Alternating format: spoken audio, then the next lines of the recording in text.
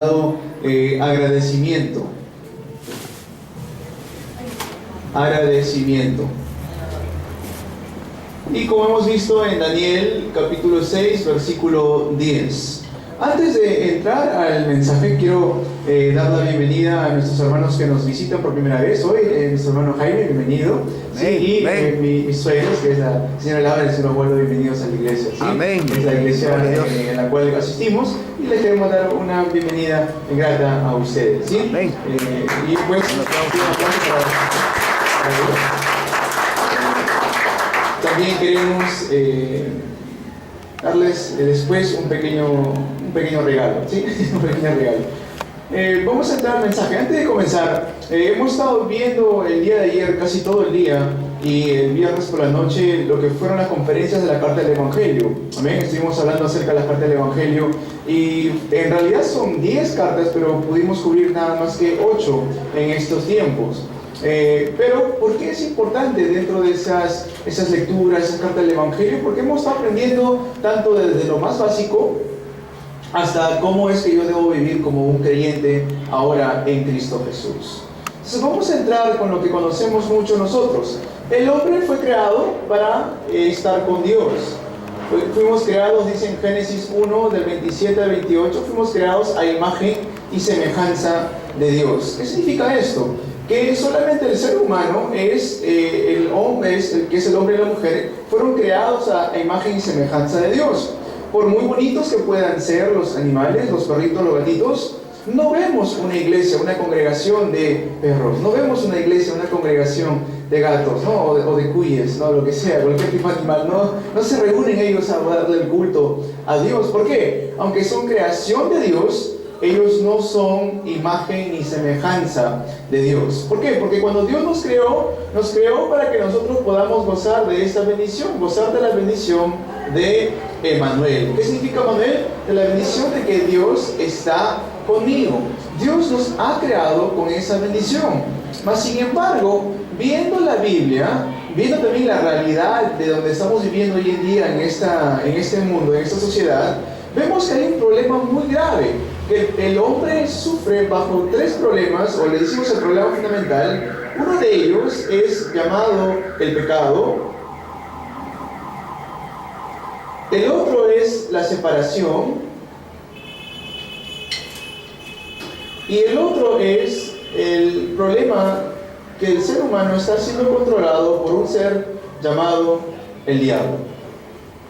Cuando vemos la Biblia, en Génesis capítulo 3, versículos 1 al 6, nos habla que el hombre y la mujer toman, es decir, desobedecen a la voz de Dios, toman del árbol, del fruto del conocimiento del bien y del mal, y desde ese momento en adelante es que entran todo el sufrimiento a la vida del ser humano.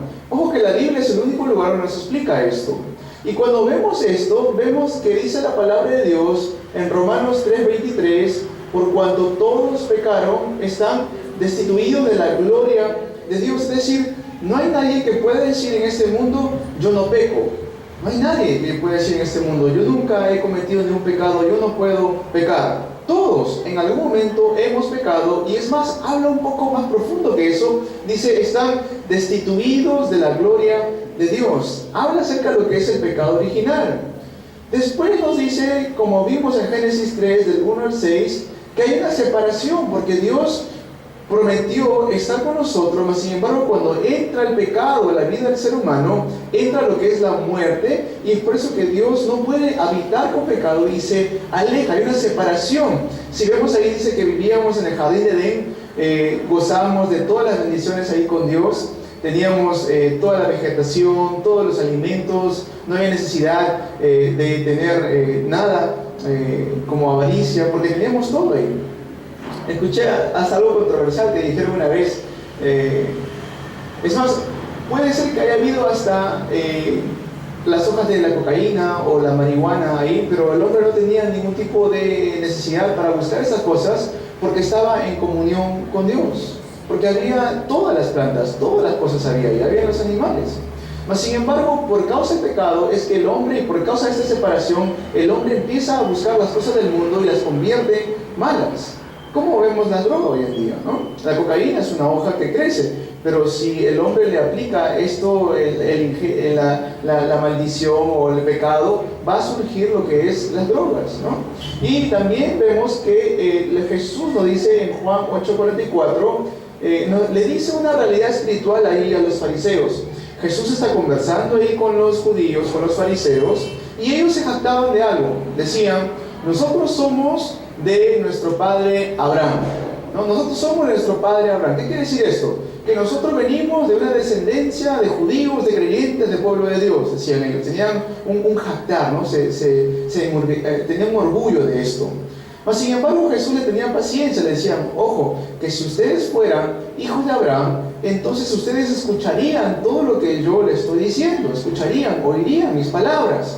Y tanto así que al último, o casi al último, en el versículo 44, Jesús le dice su realidad espiritual. Le dice, vosotros sois de vuestro padre el diablo, y los deseos de vuestro padre queréis hacer. Porque él ha sido homicida desde el principio. ¿De qué principio habla? De aquí, de la separación. Aquí es donde el diablo mata al hombre.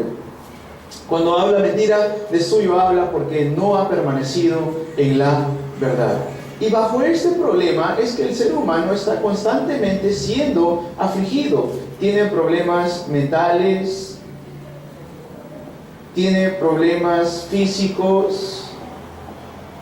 Esto lo dice en Marcos capítulo 5, del 8 al 10, donde sale un muchacho endemoniado que Jesús le pregunta, ¿cómo te llamas? Y le dice, Legión me llamo porque somos muchos. Ahora, ¿con cuánto está compuesta una legión? Alrededor de 4,000 a 5,000 personas. Este hombre llamado Legión, este muchacho llamado Legión, tenía alrededor de 4,000 a 5,000 demonios en su ser. Hechos capítulo 8, versículos 4 al 8, nos dice que en una región llamada Samaria había muchos endemoniados, muchos cojos y muchos paralíticos, ¿no? Entonces, ¿qué quiere decir esto? Que el pecado va a formar el deterioro del ser humano, tanto en el espíritu como en la mente y el cuerpo. Y bajo esto constantemente está sufriendo el ser humano hasta el día de hoy. Y lo más triste es que van a encarar una muerte. Y bueno, fuera, ok, yo no quiero aceptar a Dios, yo no quiero saber nada de Él, y me muero y ahí queda todo, pero no es eso. Dice que después de la muerte viene un juicio, y el juicio, dice en Lucas 16, del 19 al 31, van a ser condenados para ir a un lugar llamado el infierno, que es en realidad el lugar preparado para el diablo y sus ángeles, dice la Biblia. Entonces, si yo entiendo esto, y digo, bueno, ya está bien, ya déjame sufrir, yo no quiero saber nada de Dios, yo me voy a sufrir yo solo. Lo triste es que dice en Éxodo 20, del 4 al 5, dice que este pecado, esta separación, este sufrimiento se transmite de generación en generación. Dice que es hasta la tercera y cuarta generación. Por eso es que hasta el día de hoy, aunque fueron nuestros padres, Adán y Eva, quienes cometieron este pecado, hasta el día de hoy se transmite este pecado original y se ve hoy en día, tanto en la sociedad, en el mundo, que sucedió con le dicen pastor, pero en realidad es un hijo del diablo que violó y mató a una niña de 8 años. Hay tanto sufrimiento hoy en día que está pasando en esa sociedad. Y no solamente es un tema psicológico, va más que eso, es un tema espiritual. Porque la gente no conoce la realidad espiritual, no conoce que hay un pecado original, no conoce que la gente está separada de Dios, no conoce que hay el diablo, ese ser está controlando a las personas. Es por eso que viene tanta aflicción a la vida del ser humano. Si se soluciona un problema, vuelta aparece otro problema. ¿Y qué llega a pasar con la vida de ese ser humano? Llega a ser peor todavía su estado. Como dice Mateo 12, llega a ser el estado peor que el anterior. Todo lo que yo haga no me va a funcionar, porque la Biblia nos dice en Génesis 3, del 16 al 19, espinos y cardos te producirá. Esos son los fracasos de la vida. Por eso que intentan una cosa y fracasan, intentan otra cosa y fracasan, y fracasan, y fracasan. ¿Por qué? Porque su estado espiritual está, como dice en Efesios 2, muertos en delitos y pecados. Por eso hay una necesidad importantísima del día de hoy, si he llegado aquí a la iglesia, saber quién es Dios, ¿Para qué ha enviado Dios a Jesucristo? ¿Cuál es el camino que yo pueda escapar o librarme de este pecado de la separación y del problema del diablo? ¿Cuál es la solución que Dios nos ha dado? Nos dice la Biblia en Romanos 5:8 que Dios nos amó, dice que aún siendo pecadores, Cristo murió por nosotros. ¿Quién es este Cristo que habla la Biblia? ¿Quién es este Jesús que sale? Ojo que esto es algo histórico. Cualquiera que estudie historia, hasta los historiadores más ateos que no creen en Dios, no puede negar la existencia de Jesús. Jesús es un personaje histórico. Si sabemos que Jesús es un personaje histórico, hay que entender, o al menos darnos cuenta, ¿para qué vino este Jesús llamado el Cristo? Para poder solucionar estos problemas del pecado, la separación, el diablo, viene y Dios envía a su Hijo unigénito, dice Jesús el Cristo, para poder solucionar este problema. Por eso que cuando Jesús vino, en Juan 14:6, le dice a la gente: yo soy el camino, la verdad y la vida. Nadie viene al Padre si no es por mí. ¿Por qué Dios dice esto? ¿Por qué? Porque Jesús sabía que el hombre estaba separado de Dios y por lo tanto necesitaba abrir un camino para que nosotros nuevamente nos encontremos con Él. Si no, no tendría razón de decir camino. Yo soy el camino, dice. Yo soy la vida y la verdad. Eso lo hace a Jesús el verdadero profeta. ¿Por qué profeta? Porque eso es lo que hacían los profetas. Abrían el camino para nuevamente encontrarnos con Dios. Después nos dice en el libro de Marcos, capítulo 10, 45, dice que el Hijo del Hombre no vino a ser servido, sino para servir y entregar su vida en rescate por muchos. ¿Por qué en rescate? Porque había este problema del pecado en la vida del ser humano, porque Dios vino a entregar su vida por nosotros para rescatarnos de ese problema del pecado, convirtiéndolo a Él el verdadero sacerdote, porque eso es lo que decían los sacerdotes antiguamente. Los sacerdotes hacían sacrificios para que el pueblo pueda tener el perdón de pecados. Hoy en día ya no hace falta que el pastor venga con un corderito. Aunque tengo mi perrita que se llama Blanca, que parece una ovejita, no la traigo acá para poder hacerle un sacrificio al perdón de los pecados. ¿Por qué? Porque ya Cristo lo hizo todo en la cruz. Nosotros no podíamos solucionar este problema del pecado. Así de fuerte era. El hombre por sus propias fuerzas no podía solucionar el problema del pecado. Por eso que Dios envió a Jesucristo para que Él lo solucione muriendo en la cruz. Este ser que trae constante aflicción en la vida del ser humano, dice en 1 de Juan 3:8 que el que practica el pecado es del diablo. Para eso apareció el Hijo de Dios, para deshacer las obras del diablo. Vino como el verdadero rey para establecer su reino, tanto en mi corazón como en mi vida y en este lugar, al lugar donde yo vaya, porque Él es el rey.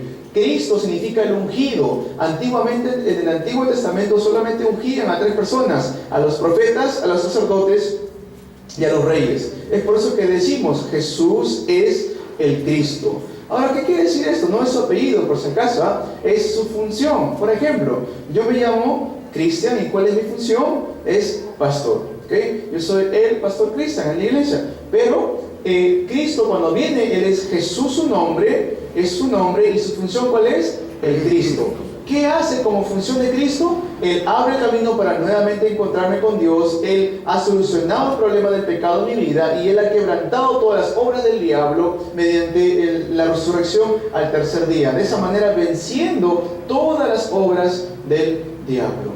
¿Qué me pide Dios que yo haga para que yo pueda conocer a Jesús? Simplemente creer en Él. En Juan 1:12 dice: mas a todos los que le recibieron y creyeron en su nombre, les dio la potestad de ser hechos hijos de Dios. Romanos 10, del 9 al 10 dice: tan solo si confesáramos con la boca y creyésemos en el corazón, entonces seremos salvos. Es lo único que nos pide Dios, sabiendo, entendiendo que hemos estado separados de Él y que Dios nos ha dado una respuesta, la cual es Cristo. Por eso el mensaje del título de hoy se llama agradecimiento. Muchos problemas espirituales y mentales se están levantando hoy en día en nuestro país, ¿no? Digamos que cuando vemos las noticias y sale personas que han asesinado a otra persona, ¿qué es lo primero que ellos dicen? No quise hacerlo. No quise hacerlo. O lo que dicen es, escuché una voz que me decía, mátalo, mátalo, mátalo, y cuando lo maté, dejó de fastidiarme esa voz en mi cabeza. Esos son problemas mentales que son causa del problema espiritual del ser humano.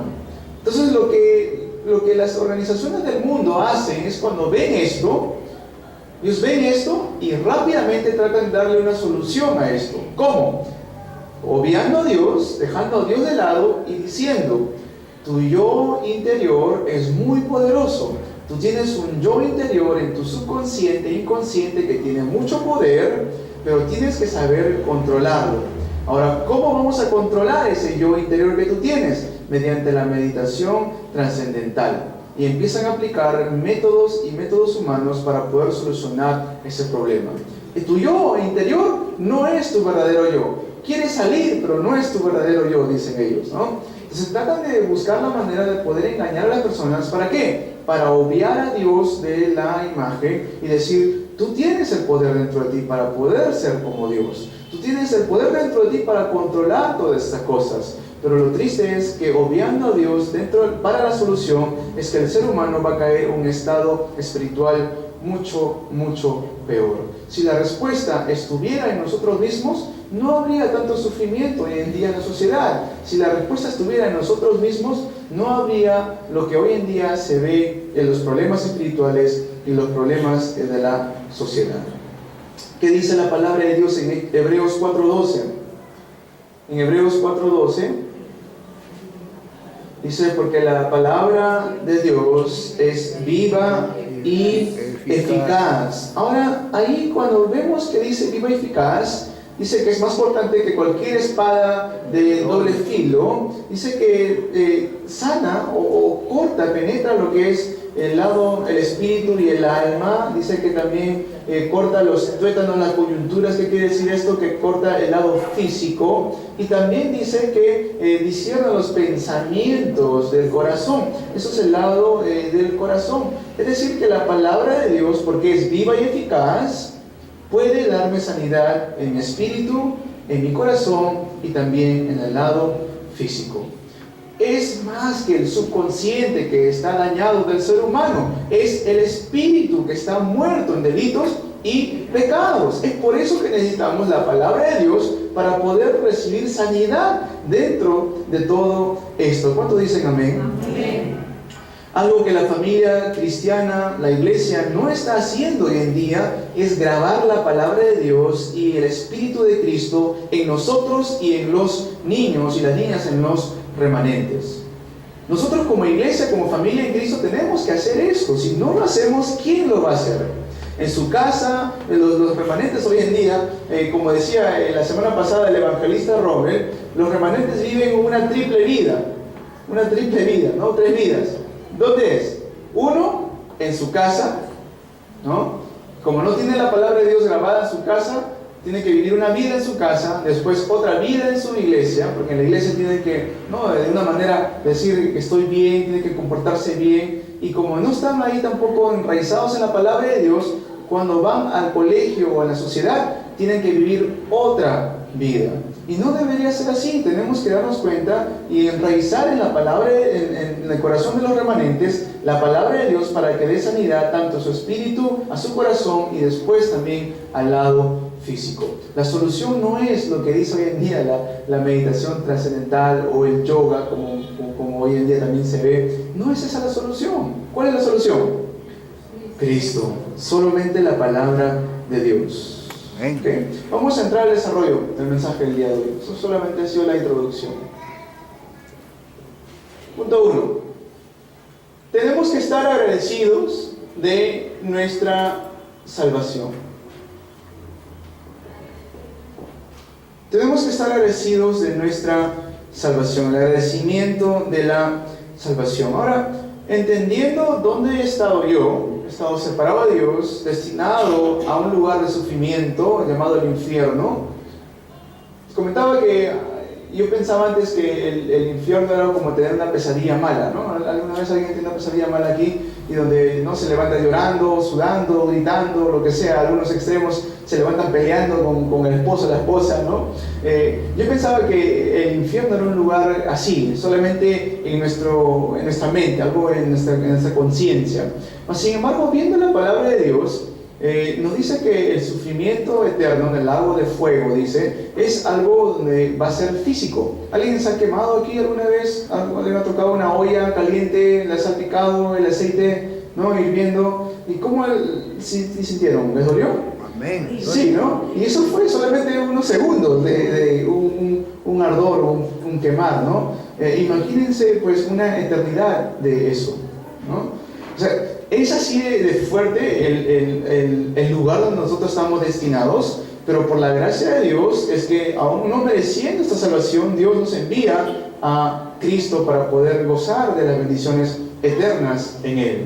Amén. Entonces hay una razón por la cual tenemos que estar agradecidos. No es decir, a ver, ¿qué de bueno tendrá el Evangelio para mí? ¿No? A ver, ¿qué de bueno el Evangelio me va a dar hoy en día? A ver si me va a sanar esta enfermedad que yo estoy sufriendo. A ver si me va a sanar lo que yo estoy queriendo que me sane. Más que eso, es entender dónde he estado yo y dónde estoy ahora en Cristo Jesús.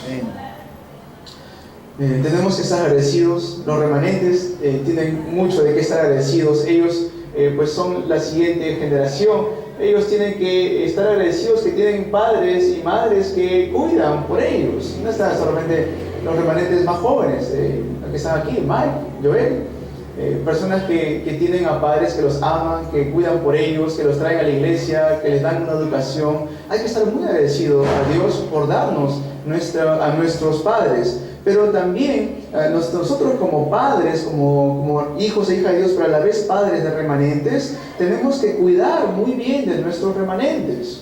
¿Cuántos dicen amén a esto? ¿Cómo cuidamos de estos preciosos remanentes? Dándoles o grabando en ellos, en su corazón, el poder del Evangelio. Si yo como padre no estoy grabando en sus corazones la palabra de Dios, estoy yo perdiendo de una oportunidad muy, muy grande en mi vida.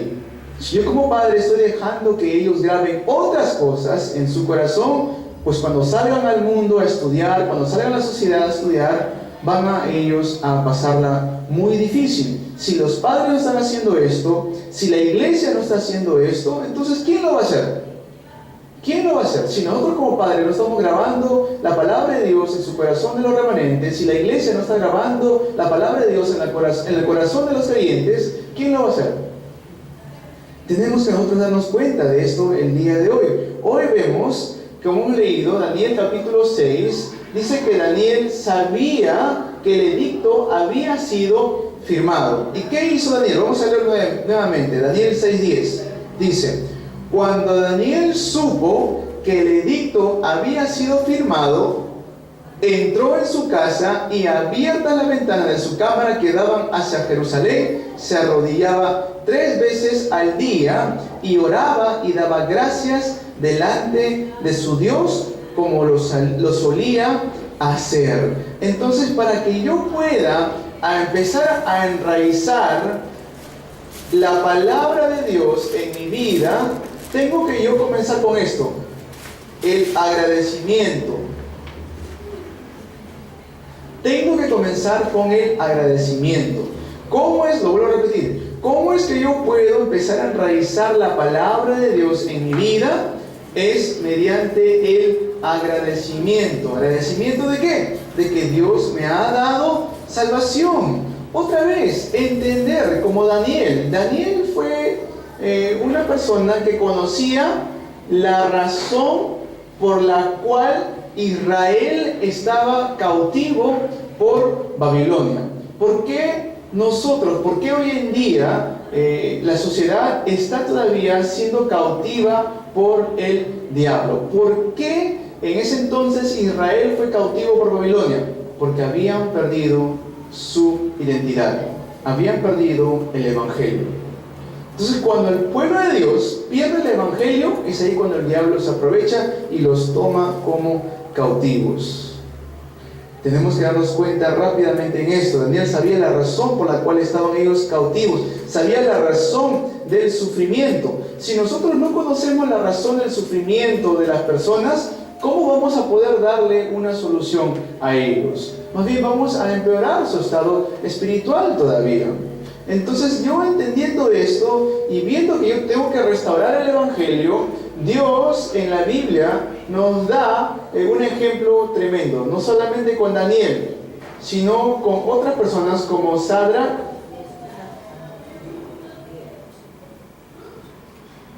Mesach y Abednego. ¿Qué hicieron ellos? Ellos, cuando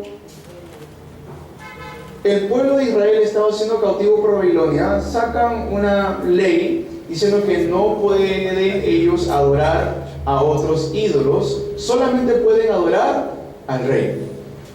Y ellos, como tenían ya en su corazón la palabra de Dios enraizada, como ellos conocían ya la razón del sufrimiento de las personas, ¿qué hicieron? ¿Se arrodillaron ante ese ídolo? No hicieron eso. Más bien dijeron, ¿qué dijeron? No nos vamos a arrodillar ante este ídolo. ¿Qué vamos a hacer? Entonces, si no te arrodillas, ¿qué va a pasar? Nosotros vamos a tener que echarlos a los tres al pozo de fuego. ¿Es que dijeron? Uy, no, mejor me arrodillo. No dijeron eso. Dijeron, ¿saben qué? Está bien, si nos vas a meter al pozo de fuego, métenos, porque tenemos la convicción de que nuestro Dios nos va a librar. Y aún así no nos libre, no nos vamos a arrodillar ante ese ídolo. Eso es entender la razón por la cual las personas están sufriendo hoy en día.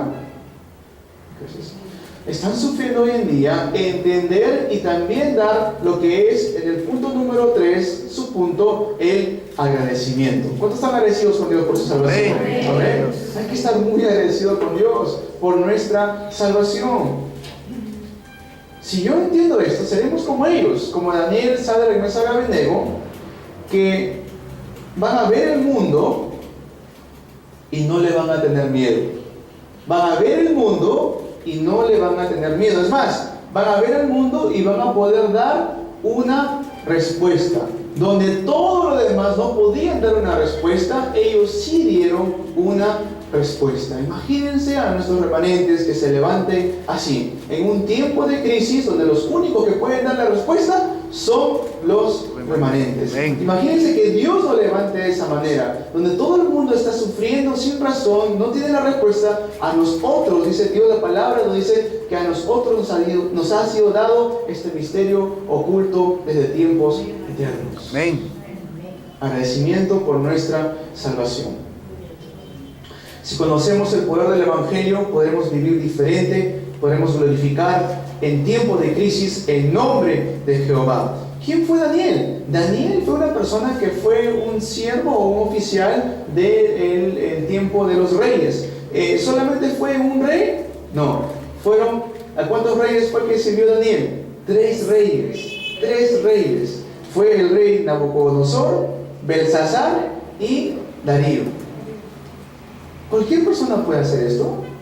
No cualquier persona puede hacer esto. Imagínense, Nabucodonosor, Belsasar y Darío eran personas no creyentes. ¿Okay?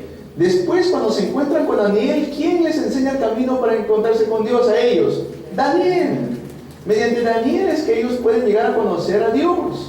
Es más, sacan el Darío saca el edicto diciendo que no hay otro Dios, que todos tienen que adorar al Dios de Daniel, dice la palabra de Dios. Adorar al Dios de Daniel. ¿Por qué? Daniel conocía la razón por la cual las personas están sufriendo, y dentro de eso tenía el agradecimiento tremendo de que Dios le había rescatado de las manos del opresor. Amén. Tenemos que tener esta convicción nosotros también el día de hoy. Recibir la respuesta que recibió Daniel. En tiempo de crisis, que podamos exaltar el nombre de Jehová. Amén. Punto número 2.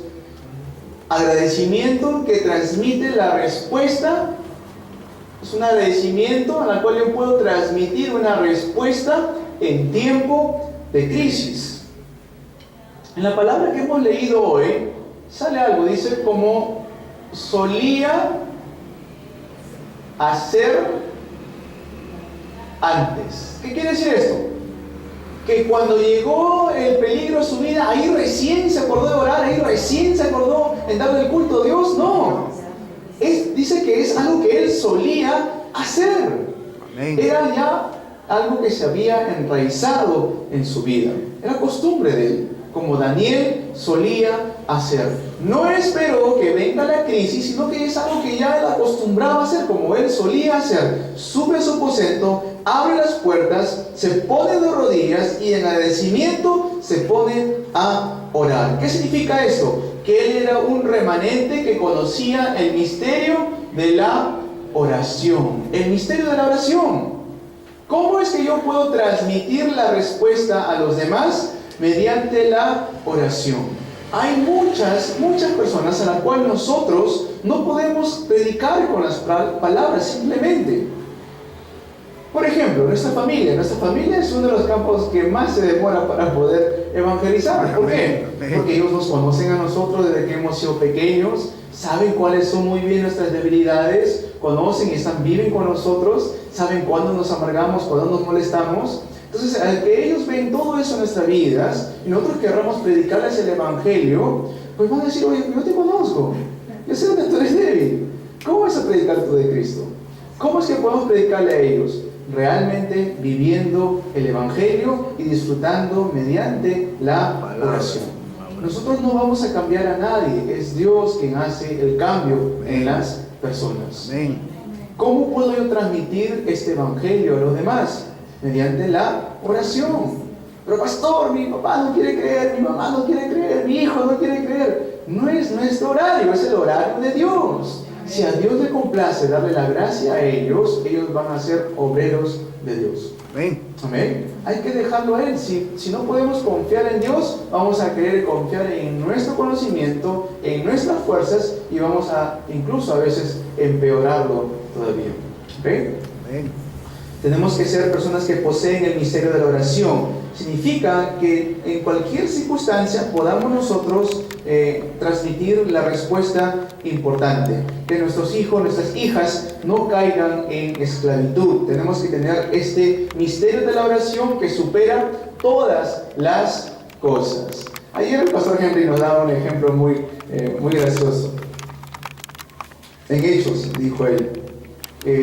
Dice que cuando un discípulo cae preso, si no me equivoco era Pedro, estaba preso, y ¿qué hizo la iglesia? Empezó a orar por Pedro para que Dios les pueda librar, ¿no?, a Pedro de la cárcel. Y cuando Dios libra a Pedro de la cárcel, pues va a la iglesia, a la casa donde estaban ellos reunidos, y toca la puerta, ¿no? ¿Y quién sale a recibirlo a Pedro? Rode, una muchacha, ¿no? Y dice que tanto fue su sorpresa que ni siquiera le dejó abrir, no le abrió la puerta, sino que dijo: oye, ha venido Pedro, ¿no? Ha venido Pedro. Y la congregación que estaba orando adentro dijeron: ¿qué va a hacer Pedro, no?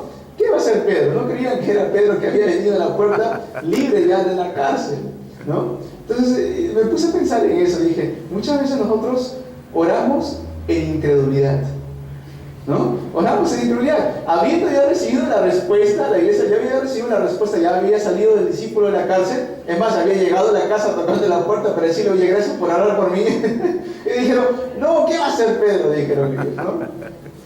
Tenemos que entender que el misterio de la oración es un arma poderosa para el creyente. Amén, es un arma muy poderoso para el creyente. No puedo tener yo solamente palabras, sino que también tengo que tener oración en mi vida. Amén, eso vamos a verlo un poco más en el segundo culto y en el culto empresarial. Punto número 3, agradecimiento por las obras. Agradecimiento por las obras de Dios. Por las obras de Dios. Dice la palabra de Dios aquí en Daniel capítulo 6, versículo 10, que Daniel dobló rodillas, dice. ¿Saben lo que significa eso? La oración doblando rodillas. ¿Ah? Este tipo de oración es el tipo de oración que puede llevar a un milagro. Una persona que conoce el poder del Evangelio y el misterio de la oración y ora doblando rodillas puede mover el mundo. Una persona que conoce el Evangelio, una persona que conoce el misterio de la oración y dobla rodillas en oración, puede mover el mundo entero. ¿Cuánto dicen amén a eso? Consiguiendo yo el poder del Evangelio, entendiendo que no es mi fuerza, es la fuerza de Dios, entendiendo que yo tengo una comunicación directa con mi Padre mediante Jesucristo, y doblando rodillas es una acción en la cual puede mover muchas cosas. Entonces, para esto, ¿qué es lo que tengo que hacer yo? Grabar el poder del Evangelio y la oración en mi corazón. Y cuando yo hago esto, tenemos que hacerlo con sinceridad. ¿Qué significa el que yo doble rodillas en oración? ¿Saben qué significa esto? Significa concentración. Porque cuando estás de rodillas, puedes ir a algún lado. No, estás concentrado, orando ahí. Pero hay la oración, que es la oración continua, que lo podemos hacer cuando estamos de repente trabajando, manejando, caminando, esperando el bus, lo que sea. Eso también es un tipo de oración. Sin embargo, cuando uno hace la oración de rodillas, es una oración concentrada. Amén. Hay una necesidad para orar de rodillas por nuestra nación, hermanos y hermanas. Lo hay. En esta semana hemos estado en las noticias del mundo, y no por una buena razón, sino por una cosa a la cual debería darnos vergüenza, ¿no? Políticamente nuestros presidentes han hecho mucha corrupción, y en realidad la responsabilidad, yo sé que a algunos no les va a gustar escuchar esto, pero la responsabilidad cae sobre la iglesia. Nosotros somos llamados como luz en las tinieblas, ¿o no? Amén. Tenemos que doblar rodillas orando por, dice la Biblia, por los reyes. Hoy en día no tenemos reyes, tenemos presidentes. Tenemos que orar por ellos. No hay condenación, no para que no se pudra o muchas palabras fuertes que dicen, no hay eso, sino para que Dios ilumine sus vidas, para que, si no ellos, al menos la siguiente generación de presidentes puedan llegar a conocer el Evangelio. ¿De qué cae la responsabilidad de esto? De la iglesia. Si la iglesia no está orando por nuestros líderes, ¿cómo esperamos que surjan mejores líderes? No estoy hablando de que tengamos un protagonismo con ellos ni nada de eso. Estamos hablando de orar en privado, en nuestros cuartos, aquí en la iglesia, realmente por ellos. Amén. Hay una necesidad. Hay una necesidad muy grande que nosotros como creyentes, Daniel era un oficial público, como lo fue Abdías y como lo fue Sadrach, Mesach y Abednego. ¿Qué hizo? Él oraba por sus líderes. Es más, vamos a leer los versículos más adelante. Dice esto: cuando el rey se enteró que Daniel tendría que ser echado al pozo de leones, dice la Biblia que él trabajó todo el día para que no fuese así. ¿Por qué? Porque el rey tenía un cariño especial hacia Daniel. ¿Por qué? Porque sabía que Daniel estaba orando por el rey. Sabía que Daniel era un hombre justo, un hombre recto. No se podía hallar nada malo en él, dice la palabra de Dios. Entonces, como ya el rey había dictado el edicto, ya había firmado el edicto, y por ley no se podía cambiar de algo que él había firmado, el rey dice que trabajó todo el día para que no le pasara nada a Daniel, pero porque ya estaba firmado no podía hacerse el cambio. Entonces, ¿qué le dijo el rey a Daniel? Daniel, que tu Dios, a quien tú continuamente sirves, te salve.